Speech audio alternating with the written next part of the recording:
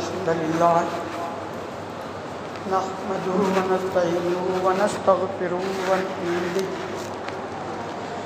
ونعوذ بالله من شرور أنفسنا ومن سيئات أعمالنا من يهده الله فلا مضل له ومن يضلل فلا هادي له وأشهد أن لا إله إلا الله وحده لا شريك له وأشهد أن محمدا عبده ورسوله أما بعد فإن خير الحديث كتاب الله وخير الهدي هدي محمد صلى الله عليه وسلم وشر الأمور محدثاتها وكل محدثة بدعة وكل بدعة ضلالة وكل ضلالة في النار. فأعوذ بالله من الشيطان الرجيم. بسم الله الرحمن الرحيم. رب اشرح لي صدري ويسر لي أمري واحلل عقدة من لساني يفقهوا قولي. برادران اسلام، حاضرین جمعہ، دینی و ملی بھائیوں، بزرگوں اور دوستوں اور پردہ نشین اسلامی ماؤں اور بہنوں اور عزیز بچوں، ذی قعدہ کا مہینہ چل رہا ہے. آپ سبھی لوگوں کو تقریباً پتہ ہوگا، نہیں پتہ تو اب پتہ ہو گیا کہ ذی قعدہ کا مہینہ بلکہ آخری عشرے کے آخری ایام چل رہے ہیں. 2-4 دن اس مہینے میں ختم ہونے میں باقی ہیں. اس کے بعد ہے ذی الحجہ، محرم. یہ 3 مہینے حرمت والے ہیں اور 1 مہینہ اور بیچ میں آتا رجب. یہ سبق کی باتیں اس کو آپ یاد رکھ لیے. 4 مہینہ حرمت والے ہیں جن کو اللہ نے محرم حرمت والے قرار دیا.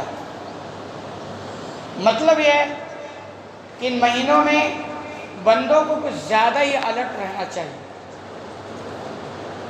لیکن تجربات بتلاتے ہیں کہ کچھ فرق نہیں پڑتا. اگر ایک آدمی اگر فجر چھوڑ کر سوتا تھا 3 مہینوں میں بھی وہی حال. ایک آدمی اگر نماز نہیں پڑھتا تھا تو ان مہینوں میں وہی حال ہے. ایک آدمی دیگر مہینوں میں جھوٹ، فریب، مکاری، عیاری جو کچھ کر رہا تھا، ان مہینوں کے آنے کے بعد بھی کوئی فرق نہیں ہوتا. تجربات یہ بتلاتے ہیں. اور سب سے بڑی تعجب کی بات یہ ہوگی کہ مسلمانوں کو پتہ ہی نہیں چلتا کہ حرمت والے کب مہینے آئے اور کب چلے گئے. ایسا ہی ہے، پتہ ہی نہیں چلتا. اور تقریباً اگر دیکھا جائے کہ یہ جو عربی کے مہینے ہیں محرم، صفر، تقریباً مسلمانوں کو یاد نہیں. جنوری فروری پھر بھی یاد ہوگا، کیونکہ ضرورت ہی پڑتی ہے آج کے دور میں نا. اور عربی مہینے تقریباً شاذ و نادر جو علماء ہیں، جو اہل علم ہیں، جن کا تعلق مدارس اور ان کو پتہ ہوگا. باقی عام لوگوں کا حال تو ہے کہ انہیں پتہ بھی نہیں. تو یہ حرمت کے 4 مہینے ہیں، ان کا احترام ہمیں کرنا چاہیے. وہ یہ کہ فرائض کی پابندی میں الرٹ رہنا چاہیے. ویسے ہمیشہ الرٹ رہنا چاہیے، لیکن جب یہ مہینہ آ جائے نا تو کچھ زیادہ ہی الرٹ رہنا چاہیے. منکرات سے بچنے کے لیے ہمیشہ تیار رہنا چاہیے، لیکن جب یہ مہینہ، یہ حرمت والے مہینے آ جائے نا تو اور یہ الرٹ ہوگا. تو ذی قعدہ کا مہینہ چل رہا حرمت والے مہینوں میں سے. اس کے بعد ذی الحجہ کا مہینہ، یہ بھی حرمت والا ہے. لیکن جو میں بات کرنا چاہتا ہوں وہ عشرے ذی الحجہ کی فضیلت اور اس سے لگی ہوئی چیزیں. ذی الحجہ کے شروع کے جو 10 دن ہوتے ہیں ان کو عشرے ذی الحجہ کہا جاتا ہے، یعنی ذی الحجہ کے 10 دن. اس کی اسلام میں بڑی فضیلت ہے. سنتے ہیں، جانتے ہیں، پڑھتے ہیں الحمدللہ۔ ایک بندہ اگر ان دنوں میں یعنی ان 10 دنوں میں اگر کوئی نیکی کرتا ہے تو یہی نیکی اگر وہ دوسرے عام دنوں میں کرے تو اس نیکی کا ثواب عام دنوں کے نیکیاں کرنے والے کے مقابل نہیں ہو سکتی، یعنی اس میں بہت زیادہ ثواب دیا جاتا ہے۔ جیسا کہ صحیح بخاری کی روایت بھی عبداللہ بن مسعود بیان کرتے ہیں، مفہوم حدیث ہے کہ آپ صلی اللہ علیہ وسلم نے اس 10 ذی الحجہ کے تعلق سے فرمایا کہ اس میں بہت ثواب ملتا ہے، اس میں کی جانے والی نیکیوں کا مقابلہ عام دنوں میں کی جانے والی نیکیاں نہیں کر سکتی۔ سوال کیا گیا اللہ کے رسول، کیا جہاد میں بھی اگر کوئی عام دن میں نکل جائے تو اس کا جو مقام اور نیکی ہوتا ہے کیا وہ بھی یہ 10 دنوں کی نیکیوں کو مقابلہ نہیں کر سکتی ہیں؟ آپ نے فرمایا ہاں، جہاد میں جانا بھی عام دنوں میں اس کا بھی بہت نیکی ہوتا ہے، لیکن وہ نیکی بھی اس 10 دنوں کی نیکیوں کا مقابلہ نہیں کر سکتی۔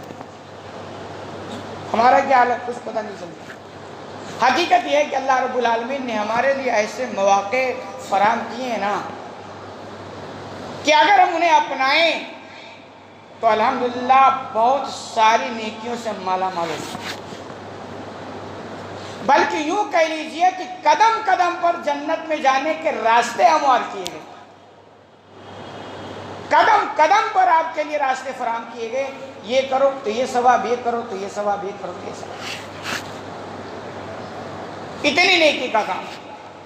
پھر آپ نے ساتھ میں کہا ہاں اگر کوئی بندہ جہاد کے لیے نکلا اور اپنی جان اور مال سے اس میں کام آ گیا تو اس کا ایک الگ ثواب ہوگا، اس کا مقابلہ یہ نیکی نہیں کر سکتی۔ لیکن کوئی گیا جہاد میں وہ بھی ثواب ہوتا ہے اور جان کے ساتھ واپس آ گیا، مال کے ساتھ واپس آ گیا تو نیکی تو بہت ہے، لیکن وہ نیکی بھی ان 10 دنوں کی نیکیوں کا مقابلہ نہیں کر سکتی۔ ہم اور آپ کہاں سوری ایمانداری سے بولیں، کیا کبھی ہمیں توفیق ہوتی ہے کہ 10 ذی الحجہ چل رہا ہے اسپیشل طور پر تھوڑی نوافل پڑھنے کچھ روزے رکھ لیں؟ ہے توفیق نہیں ہے۔ برائیوں سے تھوڑا بچنے کی ہمیں زیادہ فکر ہو جائے، ایسا بالکل نہیں۔ اور اس 10 ذی الحجہ میں ایک دن آتا ہے جس کو یوم عرفہ کہا جاتا ہے، 9 ذی الحجہ، اس کے تعلق سے تو یہ بھی ہے یکفر السنۃ التی قبلہ والسنۃ التی بعدہ، کہ اگر اس دن کا کوئی روزہ رکھ لے تو اس کا ثواب یہ ہے کہ 1 سال پیچھے والا اور 1 سال آگے والی یعنی 2 سال کے گناہوں کا کفارہ بنتا ہے یہ روزہ۔ اور ویسے آپ صلی اللہ علیہ وسلم سے تو 9 دنوں کا روزہ بھی ثابت ہے۔ یہ اس باتیں ہیں جو صرف سنی اور سنائی جاتی ہیں،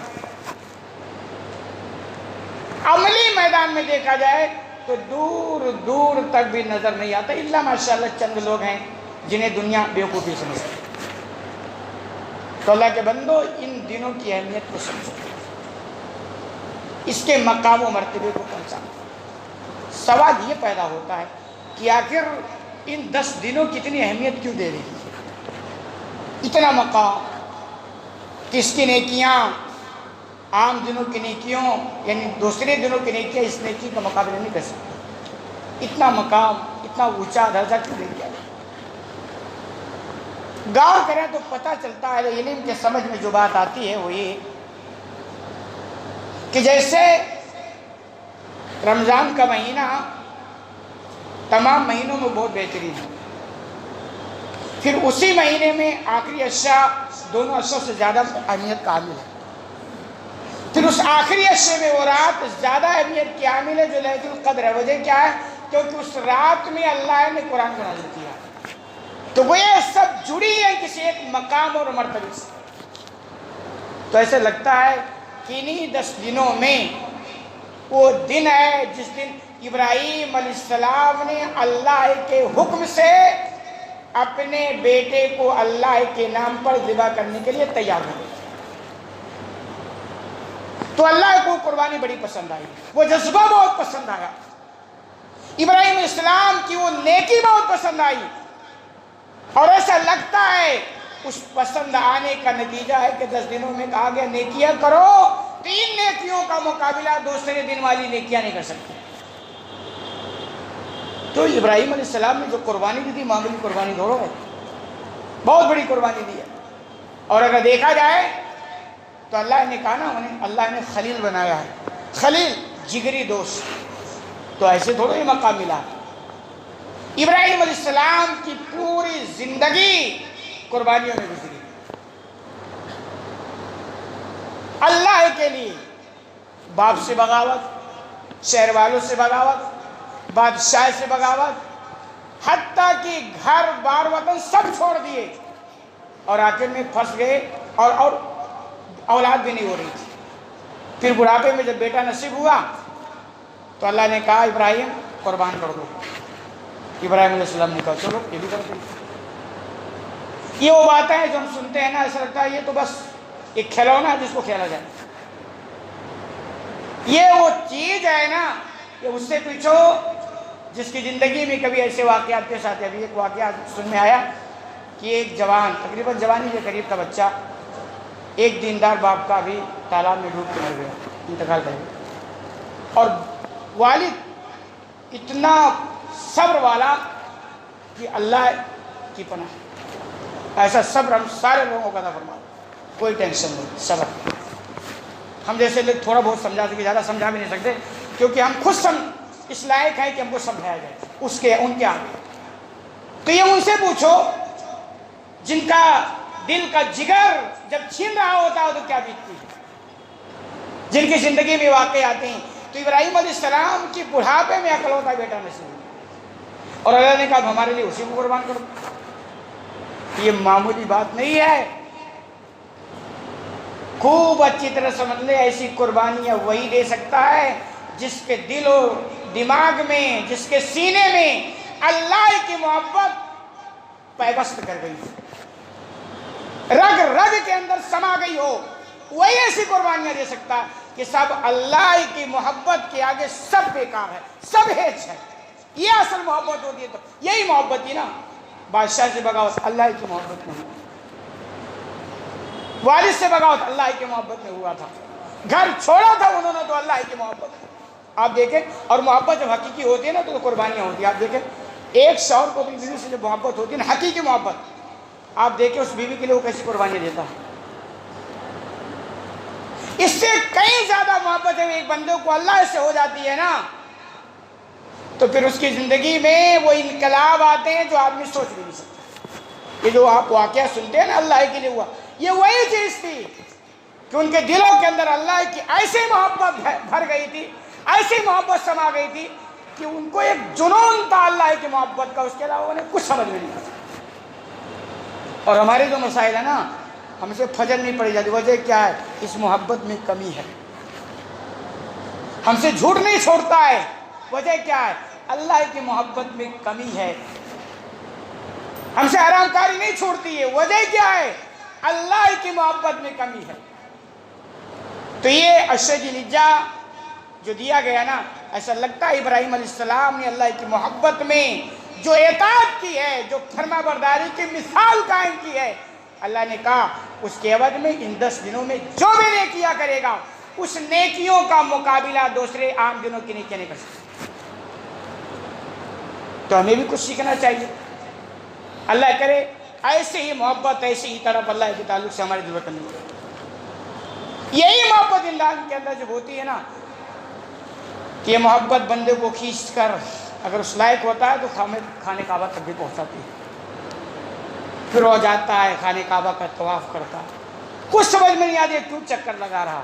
وہ حقیقت میں یہ ہے کہ اللہ کی محبت میں ایک جنون ہوتا ہے کہ اللہ کی محبت میں اس گھر کا میں چکر لگا رہا ہوں، کیا مقصد؟ کچھ سمجھ میں نہیں آتا، بس ایک محبت ہے، ایک طلب ہے، ایک تیرے نبی کی پکار ہے، اس پکار پر ہم یہاں تک پہنچے ہیں، اور ایک محبت اور جنون ہے۔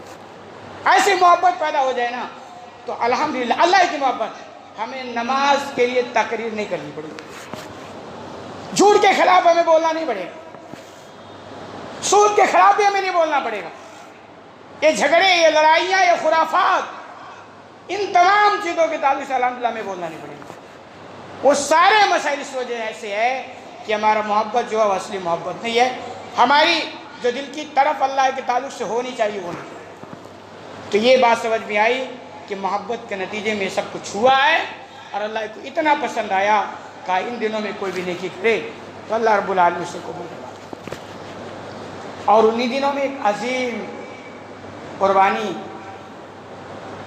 جس کو آپ سب جانتے ہیں، جانور کو ذبح کیا جاتا 10 ذی الحجہ کو، 10 تاریخ کو، یعنی ذی الحجہ کی 10ویں تاریخ کو ایک بندہ اللہ کے لیے نکلتا ہے، نماز پڑھتا ہے، خطبہ سنتا ہے، وہاں سے آتا ہے اور اللہ کے لیے جانور کو قربان کر دیتا ہے. وہ یہ پیغام دینا چاہتا ہے، اور اس کے ذریعہ اللہ تعالیٰ ابراہیم علیہ السلام کی زندگی کو یاد تازہ کرنا چاہتا ہے کہ جب یہ دن آئے تو تم یہ قربانی پیش کرو اور ابراہیم علیہ السلام کی زندگی کو یاد کرو، تاکہ کچھ تو سیکھو، کچھ تو سمجھ میں آئے کہ اللہ کے بندے اس زمین پر ایسے بھی گزرے ہیں کہ اللہ کے لیے اپنی اولاد کو قربان کرنے کے لیے تیار ہو گئے. اور ایک ہم ہیں، نیند کو نہیں قربان کر سکتے، تھوڑا پیسہ نہیں قربان کر سکتے، زکوٰۃ نکالنا ہو تو بخار نکل جاتا ہے، غریبوں کی مدد کرنی ہو تو اللہ کی پناہ 1-1 روپیہ گننا پڑتا ہے، اتنا کم ہو گیا. ایک ہمارے یہ حالات ہے. یہی وجہ ہے.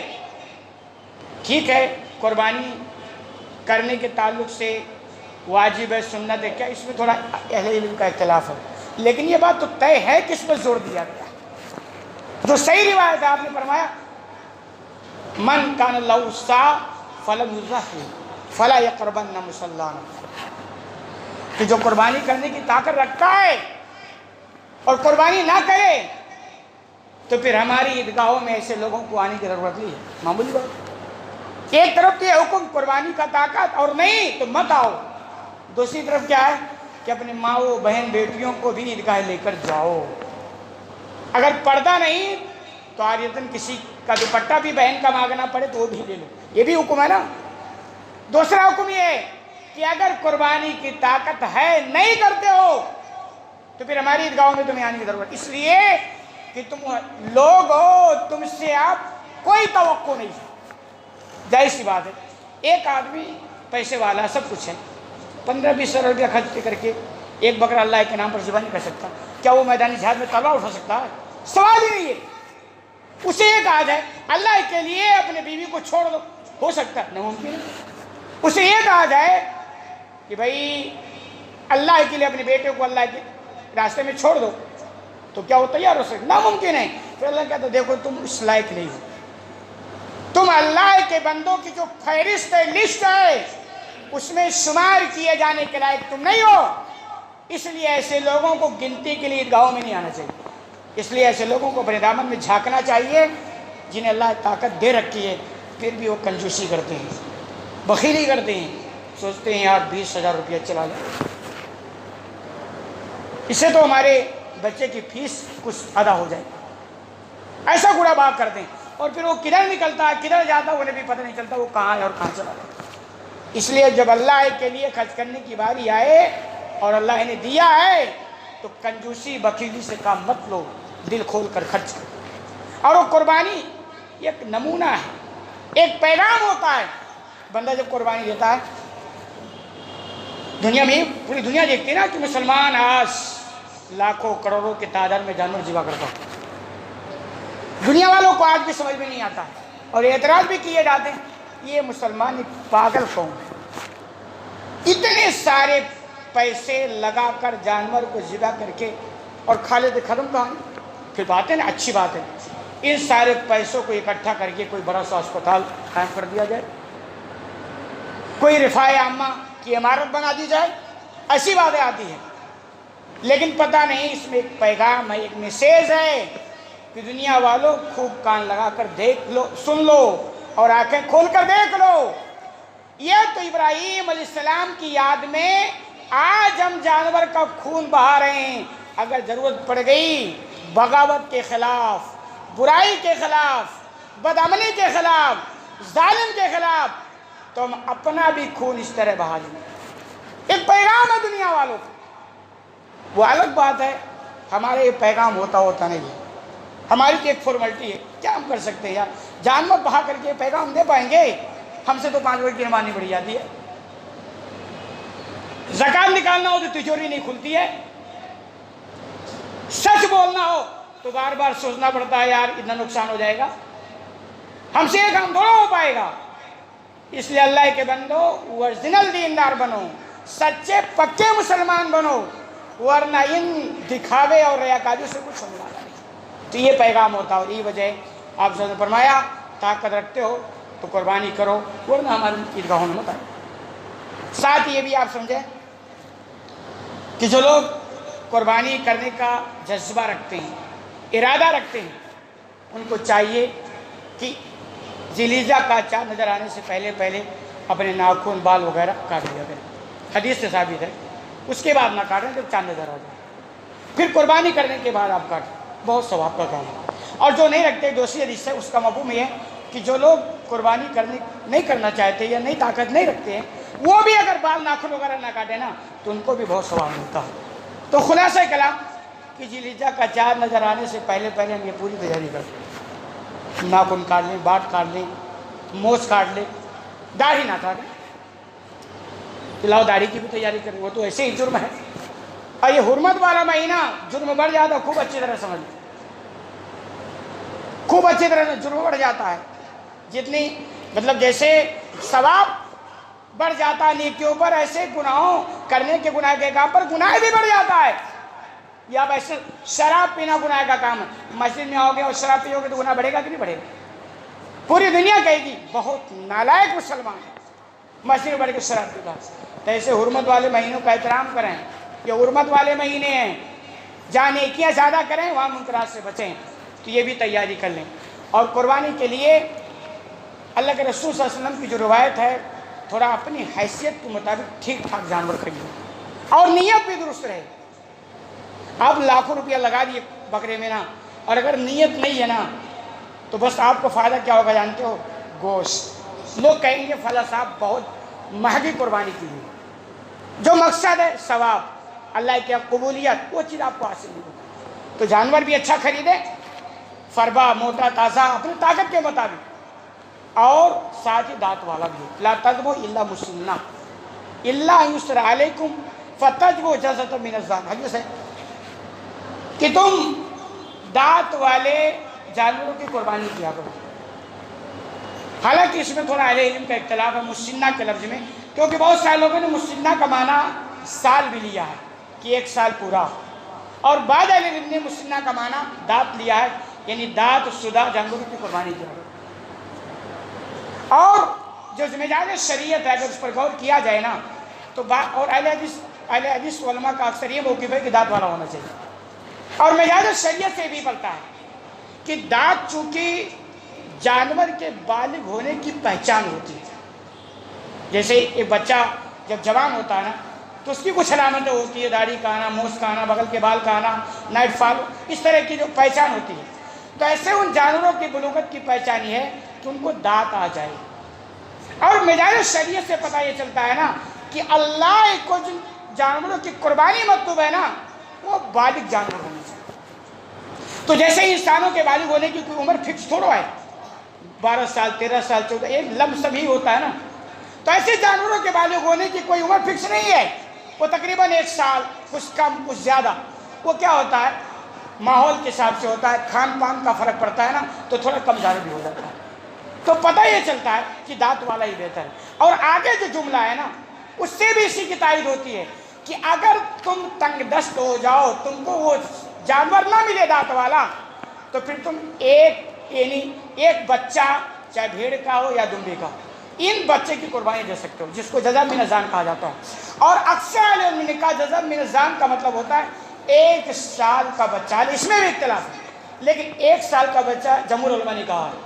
تو سمجھ میں آیا کہ اگر مسنہ کا معنی بھی 1 سال ہو تو پھر ادھر 1 سال کا تذکرہ نہیں ہوتا، ادھر 1 سال اگر آ جاتا اس کا مطلب ادھر دانت والا ہے اور اگر یہ دانت والا نہ ملے تو پھر 1 سال والا مجبوری میں کس کے دمبے یا بھیڑ کا، بکری کا نہیں دمبے یا بھیڑ، ان دونوں جانوروں کی میں سے روایت ملتی ہے کہ ان دونوں جانوروں میں سے 1 سال کا بچہ قربانی کر سکتے ہیں۔ اور دانت کی پہچان تو بلوغت ہے، تو جب بچہ بالغ ہوتا ہے تو پھر وہ موٹا تازہ ہوتا ہے، فربا ہوتا ہے، اس کی ایک اپنی جوانی ہوتی ہے، اور اللہ رب العالمین کو ایسی قربانی پسند ہے۔ آپ دیکھیں نا، ابراہیم علیہ السلام نے جس بیٹے کو قربان کرنے کے لیے تیار ہو گئے وہ کون تھا؟ کوئی لولا لنگڑا تھا؟ کوئی ناپسند والا لڑکا تھا؟ جیسے ہمارے یہاں 4 بچے ہوتے ہیں تو ایک کوئی انجینئر، ڈاکٹر، پتہ نہیں کیا کیا پڑھاتے ہیں، اور ایک کہتے ہیں یہ نالائق، مطلب کام کا نہیں ہے تو اس کو چلو مدرسے میں ڈال دو۔ تو ایسا تو نہیں تھا نا، ان کے 4 بچے تھے کہ چلو یہ پسند کا نہیں ہے تو چلو اس کو قربان، ایسی بہت چہیتا بچہ تھا۔ بس میں یہ کہوں کہ دنیاوی طور پر اس وقت ان کا سب سے عزیز دل کا ٹکڑا جگر تھا ان کا، اور اللہ نے کہا قربان کر دو، تو سب سے چہیتے بچے کو اللہ کے راستے میں قربان کرنے کے لیے تیار ہو۔ تو ایسے ہمارا بھی مزاج ہونا چاہیے، یہ جذبہ ہونا چاہیے اللہ کے راستے۔ ہماری یہ طاقت کہ تھرڈ کوالٹی نہیں، سب سے بہترین، سب سے اچھا، سب سے موٹا اور تازہ، اور اللہ نے دیا اسی حساب سے خرچ کریں۔ یہ فارملٹی مت کریں یار، چلیں تھوڑا نام کرنے کے لیے لے آتے ہیں، ہلکا پھلکا دیکھنے کے لائق۔ اگر حیثیت نہیں ہے تو ایک الگ مجبوری ہے۔ بھئی آپ کو مکان بنانا ہو، لاکھوں کروڑوں خرچ کرتے ہو، شادیاں کرنی ہو، کتنے پیسے خرچ ہوتے ہیں، اور مگنی اور پتہ نہیں کیا جہیز، خرافات، پتہ نہیں کیا کیا ہوتا ہے، پھر اس میں قرضے پر قرضہ، اور اب تو اللہ کی پناہ سود پر بھی لوگ پیسے دیتے ہیں۔ اور قربانی پر الحمدللہ استطاعت ہے تو اچھا کرو نا۔ یہ مختصر بات ہے، باقی بات ہے میرے خود میں بالخط میں اللہ رب العالمین سے دعا ہے کہ الہ العالمین تمہیں کہنے سننے زیادہ عمل کرنے کی توفیق عطا فرما۔ بارک اللہ لنا ولکم فی القرآن المجید ونفعنا وإیاکم بذکر الحکیم انہ تعالی جواد کریم رؤوف رحیم۔